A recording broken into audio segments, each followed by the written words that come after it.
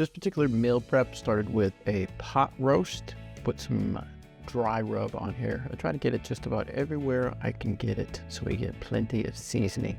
And then I'll put it in that Ziploc bag and kind of let it sit out there while I cook other stuff. I measure out a pound of ground beef just so that's what the portion I cook with. And then I'll separate that and I'll separate into half-pound serving. So for lunch, I'll have a half-pound of ground beef and maybe I'll throw in some bacon or something else in it. So of course you gotta brown the ground beef. So this time around I had a few slices of bacon. So I'm gonna cook those in the oven. I've started to really like cooking them in the oven rather than frying them on the pan. For one, they can be cooking in the oven while I cook other stuff. And then I like to grab the bacon grease for cooking later. Checking on the ground beef to see how it's doing. So here's where I'll portion out half the pan into my glass containers. So each container will have a half pound of ground beef. And then for the rest of the ground beef, put 1 egg in there. I can't remember if this time I just put salt only. There's my fancy little bamboo salt container.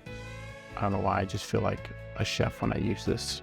And then these, I'll put them into, I think I did 6 patties with the pound of ground beef and cook these up. Sometimes I leave them a little, not quite all the way done because I know I'm going to heat them up later. Bacon is good and ready. Let those sit out for a little bit so I can cut them up and put in the ground beef. We had some barbecue from, I can't remember where we got this from, but I mixed it in with my eggs, and this will be for breakfast. I hate the way it kind of sticks to the bottom. I need to let it get hot, let the pan get more hot so it won't stick.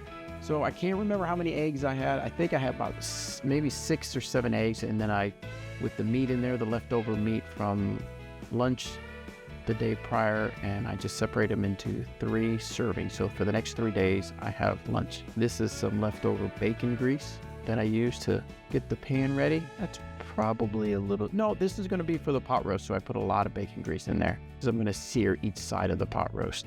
And this is after it's been sitting there for about an hour, hour and a half while I did other stuff. It's been sitting in the dry rub. I put it in there and I try to sear each side, get a nice crust on it. Here's just some tongs. I move them around or move the pot roast around, and like I said, I try to sear each side in that bacon grease. Once I got it to where I like it, I usually don't drop it. I usually try to place it in there, place it in the Instapot, pour in that grease, leftover grease, that's bacon grease that's in there. Then I let it sit in there. This time I put a cup of beef broth in there, and that's about 1 hour and 20 minutes, and then about 10 minutes to let the steam out. I get that brisket out. It looks so good. And then I take 2 forks, and I shred the brisket. For me, that would make about 2 days worth of brisket, maybe 2.5 days, maybe 3 days, depending on how hungry I am for that brisket. And then there you have it. All together, I have 3 breakfasts for me, 3 for Misty, 2 or 3 lunches for me, ended up with, and then some patties and ground beef and brisket for eating for lunches and dinner. And Oliver is looking for what fell on the floor.